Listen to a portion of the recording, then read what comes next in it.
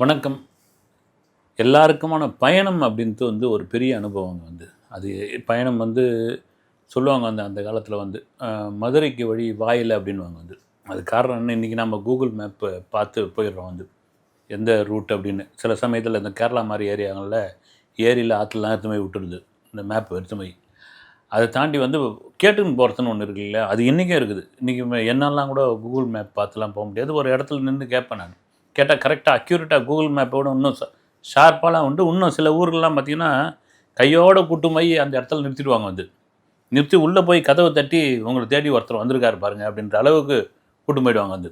அது இன்னும் இருக்குது. அந்த அருமையான ஒரு விஷயம். அது தமிழ்நாட்டில் அது அதிகம். நீங்கள் நார்த்துலலாம் ரொம்ப கஷ்டம். அவனுக்கு இதை மொழி தெரிஞ்சால் கூட சரி, தெரியாத மாதிரி கம்முன்னு போயிடுவான். அது மாதிரியான ஒரு விஷயம். இந்த பயணம்ன்ற ஒரு விஷயம் இருக்குது. ஒரு பேருந்தில் ஒரு பயணம், ஒரு 3 மணி நேரம், 7 மணி நேரம், 8 மணி நேரம். அந்த பயணத்தில் ஒரு சிநேகம் ஏற்படும், அந்த பயணத்தில் ஒரு அனுபவம் ஏற்படும், அந்த பயணத்தில் ஒரு சந்திப்பு ஏற்படும். பெரும்பாலும் நிறைய என்ன சொல்லுவாங்கன்னா ரயில் சிநேகம் அப்படின்வாங்க. இந்த ரயில் பயணத்தில் அப்போது இப்போ நிறைய ஃபாஸ்ட்டு வந்தே பாரதம் மாதிரியான இதில் ட்ரெயின்லாம் வந்துடுச்சு. இப்போ ஜக்குன்னு போய் ஜிக்குன்னு வரா மாதிரியான ட்ரெயின்லாம் வந்து.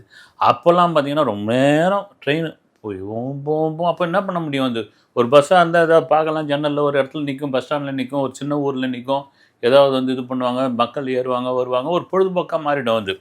ட்ரெயினில் நீங்கள் ஏறி உக்காந்துட்டிங்கன்னா என்ன பண்ணுறது, அந்த நேரம் பக்கத்தில் இருக்கிறவங்ககிட்ட தான் பேசி ஆகணும். அதில் ஒரு ஸ்நேகம் ஏற்படும். அதுதான் ரயில் ஸ்நேகம்னுவாங்க. அது இறங்கினோடனே அந்த ஸ்நேகம் முடிஞ்சு போயிடும், அந்த ஸ்டேஷனில் இறங்கி போயிடும். அப்படி நான் முகநூலில் ஜென்னி அப்படின்னு ஒருத்தர் ஒரு பதிவு போட்டிருந்தாங்க. ரொம்ப நல்லா இருந்தது. ஒரு விமானத்தில் ஒரு ஸ்நேகம், அது ஒரு வித்தியாசமான ஸ்நேகமாக இருந்தது. ஏன்னா வாழ்க்கையில் நம்ம ஒவ்வொரு விஷயங்களும் கடந்து போகிற ஒவ்வொரு விஷயங்களும் ஒவ்வொரு அனுபவம் தான், ஒவ்வொரு கதை தான். அதை நம்ம பார்க்குற விதத்தில் தான் இருக்குது. இந்த ஜென்னி என்னென்னா அமெரிக்காவில் கலிஃபோர்னியாவில் ஒரு சாஃப்ட்வேர் இன்ஜினியர் ஒரு பெரிய நிறுவனத்தில் ஒர்க் பண்ணுறாங்க. அவங்க பூர்வீகம் வேலூர்.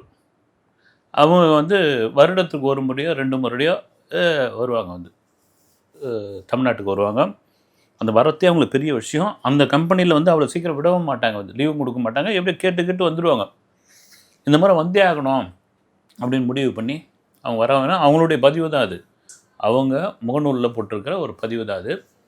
ரொம்ப சிரமப்பட்டு கலிஃபோர்னியாவிலேருந்து கேட்டு, ஏன்னா இப்போ அந்த ட்ரம்ப் வந்த பிறகு அங்கே ஏகப்பட்ட கெடுபிடி. அங்கேயே பயந்து வேலை பார்த்துக்கிட்டு இருக்காங்க.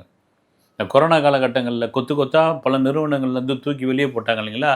அப்போ கூடுமான அளவுக்கு வச்சுனுங்களாம் என்ன ஆகிடுச்சுன்னா, நம்ம நாளைக்கு போய் நம்ம பேர் இருக்குமா நம்மளுடைய வருகை பதிவில், நம்ம ரேகை வச்சா அது திறக்குமா அப்படின்ற அளவுக்கு ஒரு பயத்தோடையே வாழ்ந்துட்டுருக்காங்க. அப்படி ஒரு சூழ்நிலை இருக்கும்போது போயிட்டு வாங்க, உங்களுக்கு லீவு கொடுத்துட்டோம் நாங்கள், ஒரு 15 நாள் போய் இந்தியா போயிட்டு இதெல்லாம் முடிச்சுட்டு வாங்கணுன்னு. அப்படி ஒரு சந்தோஷம். டக்குன்னு ஒரு ஃப்ளைட்டை போடுறாங்க, டிக்கெட் கிடைக்குது. அதுவும் கனெக்டிங் வழக்கமாக கனெக்டிங் ஃப்ளைட்டு. துபாய் இறங்கி துபாயிலேருந்து மாறி சென்னைக்கு வரணும் அப்படின்னு ஏறிட்டாங்க. சந்தோஷம் அப்படியேப்பட்ட சந்தோஷம். சொந்த ஊருக்கு வரும், ரொம்ப நாளைக்கு அப்புறம் வரும், எல்லாரையும் பார்க்கணுன்ற வரோம். ஏறி உட்காந்து துபாயில் இறங்கியாச்சு. இறங்கின உடனே என்னென்னா கனெக்டிங் ஃப்ளைட்டு இவங்களுக்கு குயிக்காக இருக்குது, இம்மிடியட்டாக இருக்குது. அப்படின்னும் பொழுது அறக்க புறக்க அடித்து பிடிச்சி ஓடி வராங்க. நீங்கள் பெரும்பாலும் கனெக்டிங் ஃப்ளைட்டு ஒரு கேப் விடுவாங்க, ஒரு 6 மணி நேரம், 7 மணி நேரம், 8 மணி நேரம் அப்படின்னு. உங்களுக்கு ரொம்ப சீக்கிரமாக இருக்கிறதுனால போகிறாங்க. அந்த ஓவர் கோட் பெரிய திங்ஸ்லாம் கூட வாங்கலை, ஏன்னா திடீர்னு கிடைத்த ஒரு விடுமுறை. போகிறாங்க போக சொல்லி இவங்களுக்கு ஒரு என்ன ஆகுதுன்னா, பெரும்பாலும் அந்த பக்கத்து சீட்டில் யார் உட்காருவாங்க அப்படின்ற ஒரு சைக்காலஜி ஒன்று இருக்குது. பஸ்ஸில் கூட உண்டு, ட்ரெயின்லேயும் உண்டு. ட்ரெயினில் அந்த கம்பார்ட்மெண்ட்லாம் அந்த கூபையில் யார் வருவாங்க, எந்த நம்பர். சில சமயம் வம்பான ஆட்கள்லாம் வந்துடுவாங்க, ஏடா கூட வந்துடும். சில பேர் பேசிக்கிட்டே இருப்பாங்க, சில பேர் அண்ட மாட்டாங்க நம்மக்கிட்ட. இப்படி வித்தியாசம். அதுதான் அனுபவம்னு. இவங்க அந்த மண்ணிலோட வர்றாங்க. நம்ம பக்கத்தில் யார் வந்துருப்போகிறாங்க, என்ன ஆகும் அப்படின்னு. அது ஒரு சின்ன ஒரு இதுதான். வந்தால் இன்னும் பயணம் தானே. துபாயிலேருந்து சென்னைக்கு வர்றதுக்கு ஒரு 3.5 மணி நேரம் அப்படின்னு ஏரியாச்சும் ஃப்ளைட்டில் உட்காந்தாச்சு. உட்காந்தோடனே பார்த்துக்கிட்டு இருக்காங்க. எல்லோரும் ஒவ்வொருத்தராக உட்காந்துட்டு இருக்காங்க. அப்படியே ஒரு அம்மா வருது, ஒரு 45 வயசு இருக்கும். அப்படியே வராங்க. அந்த அம்மா வந்தவுடனே பார்த்தா நம்ம சீட்டுக்கு தான் வராங்கன்னு, கருப்பாக நல்லா இங்கே ஒரு குங்குமம் போட்டு, இங்கே ஒரு சந்தனம், இங்கே ஒரு விபூதி, நல்ல ஒரு கொண்டே நம்ம தமிழ்நாட்டில் சேலையும் கட்டிக்கிட்டு, அதுவும் ஒரு பட்டு புடவை மாதிரியான ஒரு சேலையும் கட்டிக்கிட்டு, கண்ணை கிரேல்னு உருவத்தை நான் இதுவாக சொல்லலை, நிறத்தை கேலி பண்ணல, வராங்க அவங்க. ஏன்னா கருப்பு தான் உண்மையிலேயே ஒரு சிறந்த ஒரு நிறம் வந்து உக்காந்தவுடனே இவங்களை அப்படியே ஓரமாக அப்படி நிற்கிறாங்க. இவங்க ஏறக்குறைய வெள்ளைக்காரி மாதிரி இருக்காங்க. இவங்க அந்த அமெரிக்காவில் இருக்கிற இந்த தமிழ் பெண் வெள்ளைக்காரி மாதிரியே இருக்கிறாங்க. இவங்க இந்த உட்காந்த அந்த அம்மா கூட என்ன பண்ணுது, வெள்ளைக்காரம்மா அப்படின்னு ஒரு வார்த்தை இவங்களுக்கு இன்னும் பக்குன்னு ஆகிடுது. கொஞ்சம் அப்படி நின்றுட்டு இவங்க இந்த லேடி இங்கிலீஷும் கொஞ்சம் தமிழும் கலந்து பேசிகிட்டு இருக்காங்க. அவங்க பதிலே பேசலை. பக்கத்தில் இந்த ஜென்னி அவங்க பேசவே இல்லை. பேசாமல் அப்படியே கம்முனே இருந்துக்கிட்டு இருக்காங்க. இருந்துகிட்டே இருக்காங்க. நைட்டு இதுவாகுது. தண்ணி தாகம் ஒரு பக்கம். அங்கே ஃப்ளைட் எடுக்காத முன்னுக்கு அவங்க கொடுக்க மாட்டாங்க. அவங்கள கூப்பிடவும் முடியல அந்த பணிப்பெண்களை. அப்போ என்ன இருந்து இவங்க பக்கத்தில் பாட்டில் வச்சுருக்காங்க. என்ன இருக்குதுன்னு சொல்லி வாட்டர்னாங்க. ஓ எடுத்துங்க, நீங்கள் இது பண்ணிக்கங்க அப்படின்னு தண்ணி குடிச்சு முடித்த உடனே இவங்க பேச ஆரம்பிக்கிறாங்க. அந்த பக்கத்தில் உட்காந்து கொஞ்சம் இங்கிலீஷ் இல்லை எனக்கு தமிழ் தெரியும், நான் தமிழ்நாட்டு பொண்ணு தானே. உடனே ஐயோ தமிழ்நாட்டு பொண்ணா நீங்கள் அப்படின்னு பேச ஆரம்பித்து என்ன ஆகிப்போச்சு, வேலூர்னோடனே இன்னும் சந்தோஷமாகி போச்சு, பேச ஆரம்பிக்கிறாங்க. இவங்களும் ஒரு இயல்பாகிடுறாங்க. சரி வந்துட்டாங்க நம்ம பக்கத்தில். ஒன்றும் இதுவும் கிடையாது. ஒரு வெள்ளந்தியான ஒரு பெண்மணி தான். ஒன்றும் பெரிய மனசில் ஒரு இதெல்லாம் கிடையாது. அதே சமயத்தில் ஒன்றும் இதுவும் கிடையாது. குருவத்தை பற்றிலாம் ஒன்றும் பண்ண முடியாதுன்ட்டு, நீங்கள் எங்கே இருக்கிறீங்க, முதல்ல நீங்கள் எங்கே இருக்கிறீங்கன்னா, நான் துபாயில் இருக்கிறேன். துபாயில் எதுக்கு வந்தீங்கன்னா, வீட்டு வேலை செய்கிறதுக்காக வந்தேன் அப்படின்னு. இவங்களுக்கு பெரிய ஷாக் ஆகுது. நிறைய செய்திகள்லாம் நம்ம படிச்சுக்கிட்டு இருக்கோம். துபாயில் வீட்டு வேலை செய்கிறதுக்கு போய் சிரமப்பட்டு அங்கே அடிமையாக மாட்டிக்கிட்டு பாஸ்போர்ட் பிடுங்கப்பட்டு சித்திரவதை செய்யப்பட்டு 3 வேளை உணவுக்கு பதில் 1 வேளை உணவு கொடுத்து தப்பிச்சு வந்த கதையெல்லாம் நம்ம பார்த்துருக்கோம். இந்த மாதிரி ரொம்ப இயல்பாக செய்கிறாங்க அப்படின்னு. நான் வீட்டு வேலை செய்கிறேன்னு நீங்கள் சாதாரணமாக நினச்சிடாதீங்க. ஒரு ராஜாவுடைய வீடு, ராஜானா துபாய் ராஜா இல்லை, அந்த மாதிரியான செல்வாக்கான உள்ள ஒருத்தருடைய வீடு. அந்த வீட்டில் நான் தான் தலைமை வீட்டு பணியாளர் அப்படின்றாங்க. ஒரு பெரிய ஆச்சரியமாகிடுது. ஏறக்குறைய நான் தான் அந்த வீட்டோட ராணின்றாங்க ஒரு கட்டத்தில். என்னடா அது பேச்சிலே இவ்வளோ திமிர்த்தனம் வந்துடுது, நம்ம என்னன்னு நினச்சோம், பயங்கரமாக பேசுது இந்த அம்மா அப்படின்ட்டு. சரி எங்கே உங்கள் ஊர் என்ன அப்படின்னா, வேலூர் பக்கத்தில் ஒரு ஊரை சொல்கிறாங்க. நம்ம ஊர் பக்கம் தானே, உங்களுக்கு என்ன உங்கள் ஃபேமிலி பேக்ரவுண்ட் என்ன அப்படின்னு பேசுகிறேன். எனக்கு ஒன்று பேர் எங்கள் வீட்டுக்கார் இறந்து போயிட்டாருங்க. இறந்து பண்ணி எனக்கு ஒரே பையன். ஒரு பையனுக்காக எங்கள் வீட்டுக்காரர் வாங்கின கடன் ஒன்று இருக்கு இல்லையா, அந்த கடன் ஒரு கட்டத்தில் என் கழுத்து நெரிக்க ஆரம்பிச்சிருச்சு. நம்ம ஊரில் இருந்தால் நான் வாங்குகிற சம்பளத்துக்கு கூலி வேலைக்கு ஒன்றும் பிழைக்க முடியாதுன்னு எங்கள் அண்ணன், இந்த லேடியோட அண்ணன் என்னை துபாய்க்கு இது மாதிரி அனுப்பிச்சார். இப்போ எங்கள் அண்ணன் வீட்டில் தான் என் பையன் படிச்சுக்கிட்டு இருக்கான். அங்கே தான் வளர்ந்துக்கிட்டு இருக்கான். +2 படிக்கிறான். நான் சம்பாரித்த கடன் தொகையெல்லாம் எங்கள் அண்ணனுக்கு அனுப்புகிறேன், அவர் கடனை அடைச்சிக்கிட்டு இருக்காரு அப்படின்னு. அந்த லேடி ரொம்ப ஆச்சரியமாக கேட்குது. இங்கே இந்த வீட்டு பணியாளர்கள்லாம் ரொம்ப கொடுமைப்படுத்துவாங்களே இதுவான, அதெல்லாம் எனக்கு தெரியாதுமா. வருது அது ஏதாவது 100ல் 1, 100ல் 2, 100ல் 5 வரும். ஆனால் நான் போய் சேர்ந்த இடம் ரொம்ப செல்வாக்கான இடம், ரொம்ப மதிப்பான இடம். நாம் எப்படி நடந்துக்கிறோமோ அது மாதிரி தான் எதிராளியும் நடந்துப்பாங்கன்ற ஒரு வார்த்தை இருக்குது இல்லையா, ரொம்ப யதார்த்தமான ஒரு வார்த்தை. இவங்களுக்கு சுருக்குன்னு எஸ் எஸ் அப்படின்றாங்க. அப்படி இருந்த நான் அந்த ஷேக்குக்கும் அவங்க குடும்பத்துக்கும் ரொம்ப நம்பிக்கையாகிட்டேன். அந்த குழந்தைகள் கிட்டத்தட்ட அவங்க ரொம்ப காலம் இருக்கிறாங்க. அந்த குழந்தைகள் அந்த பிறந்த அந்த குழந்தைங்களே என் கையில் தான் கொடுத்துட்டாங்க. அவங்க போகவே இல்லை, நான் தான் அந்த குழந்தைங்கள வளர்த்தேன். இப்போ ஒரு கட்டத்துக்கு மேலே வளர்ந்துட்டாங்க. என்னை அனுப்பவே மாட்டாங்க எங்கள் ஊருக்கு. எவ்வளோ அதிகபட்சமாக 3 நாள் லீவு கொடுப்பாங்க. 3 நாள் கூட வந்துடும். 3 நாளைக்குள்ளே ஒரு 30 முறையாவது வீடியோ காலில் இந்த பசங்க எனக்கு வந்துடுவாங்க, குட்டி பசங்க. ஏன்னா வளர்த்த பாசம். சாப்பிட மாட்டாங்க, தூங்க மாட்டாங்க, இது பண்ண மாட்டாங்க. நீ எப்போ வரன்னு அரபிக்கில் என்னை கேட்டுக்கிட்டு இருப்பாங்கன்னு. அரபிக் தெரியுமான்னு, எனக்கு அரபிக் தெரியும், இங்கிலீஷ் தெரியும், உருது தெரியும், தமிழ் தெரியும் அப்படின்னு ஒரு லாங்குவேஜ் அடுக்கும்பொழுது இவங்களுக்கு ரொம்ப வெக்கமாகிடுது. என்னென்னா தான் பெரிய உண்மையிலே தான் ரொம்ப இங்கிலீஷ் படித்த ஒரு ஆள். கலிஃபோர்னியாவில் நான் ஒரு உயர்ந்த இடத்துல இருக்கிறேன். நம்ம பக்கத்தில் உட்கார ஒரு சாதாரண ஆளாக, ஒரு சாதாரண நபராக, ஒரு குப்பை காட்டானா யாராவது உட்காந்துட்டு போகிறாங்க. பெரும்பாலும் அவங்க எதிர்பார்த்ததுன்னா துபாயிலேருந்து இந்த தொழிலாளர்கள் யாராவது வருவாங்க இல்லைங்களா, அது மாதிரி யாராவது உட்காந்துருப்போம், தொழிலாளிகள் யாராவது உட்காந்துருப்பாங்க. ஒரு வீட்டு வேலை செய்கிற அம்மா உட்காந்து முதல்லாம் அப்படி கூச்சப்பட்டு ஒரு தண்ணியை கூட கேட்டு வாங்கி குடிக்கலாமா வேணாமான்னு இருந்த ஒரு நபர் இத்தனை மொழி தெரியும்னு ஒரு கான்ஃபிடென்ட்டாக அந்த லேடி பேச இவங்க ஒரு அட்டாச்மெண்ட் ஆகிடுறாங்க. எப்படி நீங்கள் அங்கே போனீங்க அப்படின்னா, நம்பிக்கை தான். எந்த இடத்துல போய் செஞ்சாலும் நாம் உண்மையாக நம்பிக்கையாக நம்ம உழைப்பை உண்மையாக போட்டோம்னா அந்த இடத்தில் நாம் சிறந்த ஒரு மனிதராக மாறலாம் அப்படின்னு தான் நான் அங்கே வந்து இடம் பிடிச்சேன். ஏன்னா அந்த குடும்பமே பார்த்துக்குது. அந்த அந்த செல்வந்தர்களும் அந்த அவங்களுடைய மனைவியும் என்னை அப்படி பார்த்துக்கிறாங்க. இந்த குழந்தைங்க நான் இல்லைன்னா அழும். என் குழந்தைய பார்க்கறதுக்காக நான் போயிட்டுருக்கேன். என் பையன் படிச்சுக்கிட்டு இருக்கான், மேற்கொண்டு படிக்கணும். அந்த கோர்ஸ் என்ன கோர்ஸ் அப்படின்னு விசாரிக்கிட்டு தான் போகிறேன். அவனுக்கு கொஞ்சம் கையில் பணம் கொடுக்கறதுக்காக நான் கிளம்பிக்கிட்டு இருக்கேன்.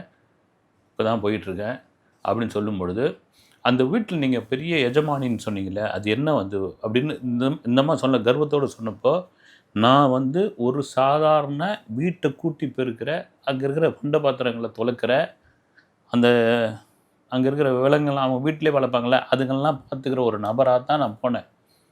ஆனால் என்னுடைய உழைப்பு, என்னுடைய அர்ப்பணிப்பு, நாம் சம்பாதிக்கணுன்ற ஒரு இது என்னை வந்து இன்றைக்கி தலைமை பணியாளராக கொண்டு வந்து, எனக்கு கீழே 3 பேர் இருக்காங்க. பிலிப்பைன்ஸ்லேருந்து ஒரு நபர், பங்களாதேஷ்லேருந்து ஒருத்தர், இன்னொரு ஏதோ ஒரு நாட்டிலேருந்து, அதே துபாயிலேருந்து ஒருத்தர். இவங்களுக்கெல்லாம் நான் தான் பார்த்துக்கிறேன் அப்படின்னு அந்த கான்ஃபிடென்ட் இருக்குல்ல, சொல்கிற விதம் வந்து ஒரு கம்மியான படிப்பு படிச்சிருந்தா கூட அந்த ஒரு உறுதியான ஒரு மனநிலை, நான் இப்படி தான் இருப்பேன், நீ யாராக வேணாலும் இருந்துரு. சில பேர் பயப்படுவாங்க இல்லைங்களா, படித்தவன் பக்கத்தில் வந்து கொஞ்சம் இதுவாக உட்காந்தோம்னா இவங்ககிட்ட பேசினா தான் நினச்சிப்பாங்களா, நமக்கு பேச வருமா, இங்கிலீஷ் வருமா அப்படின்னு தான் இவங்க பட்டு பட்டு பட்டு பட்டு இந்த லேடிக்கு நேரம் போகிறதே தெரில, பேசிக்கிட்டே இருக்கிறாங்க. இவங்க அனுபவத்தை தான் எழுதி சொல்கிறாங்க. இவங்களுக்கே ஒரு கான்ஃபிடென்ட் வருது. அவங்க என்ன நினைக்கிறாங்க, ஒரு கட்டத்தில் வந்து அதாவது வந்து உன்னை அறி ரமணர் சொன்ன மாதிரி தான் வந்து உன்னை நீ யாருன்னு தெரிஞ்சுக்கிட்டேன்னா அந்த அகம்பாவம் வந்து தன்னால் குறைஞ்சிடும்.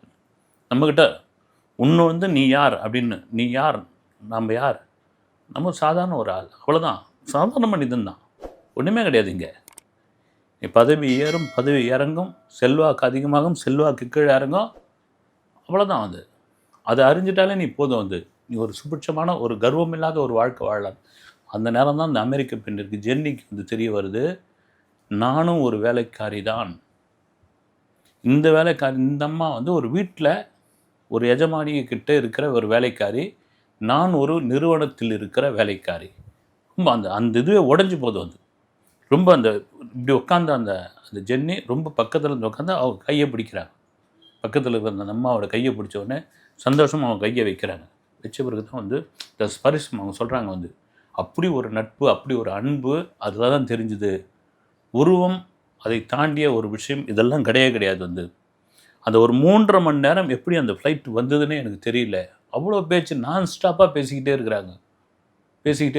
அது கேட்க கேட்க கேட்க கேட்க கேட்க நான் தான் ஒரு பெரிய ஆள். நான்லாம் போய் அமெரிக்காவிலேருந்து வந்தவர் என் ஊரில் போனேன்னா அப்படி ஒரு அமக்கலம் பண்ணுவேன், அப்படி ஒரு அட்டூழியம் பண்ணுவேன். எங்கள் அப்பா அதை கொண்டு வாங்குவேன், இதை கொண்டு வாங்குவேன். அவங்க எல்லாம் அலறுவாங்க. நம்ம ஒன்று சரமாரியான ஒரு இங்கிலீஷில் பேசுவேன் வேணும்னே, எவனுக்கும் புரியக்கூடாதுன்னு. ஆனால் ஒரு நொடியில் எனக்கு இத்தனை மொழி தெரியும்னு, அது முழுமையாக தெரியுதா அறகுறையாக தெரியுது அதை பற்றி இல்லை, தெரியும்னு சொல்கிறாங்கல்ல.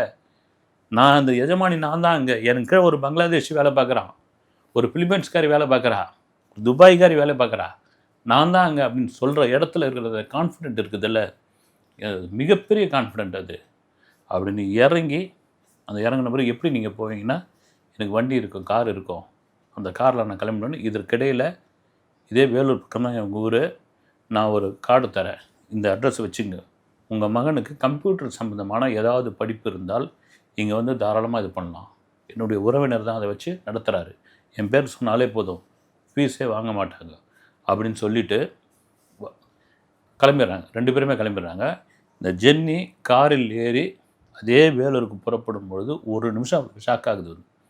நம்ம அதை மிஸ் பண்ணோம்ல, பஸ்ஸில் ஒரு பயணம், ரயில் சிநேகம், அந்த இறங்கணும், அந்த ஸ்டேஷன் முடிஞ்ச பிறகு ரைட்டுங்க வரங்க கிளம்பணும் போது ஒரு ஃபோன் நம்பர் கூட வாங்க மாட்டோம், நம்ம ஒரு அட்ரஸ் கூட வாங்க மாட்டோம்.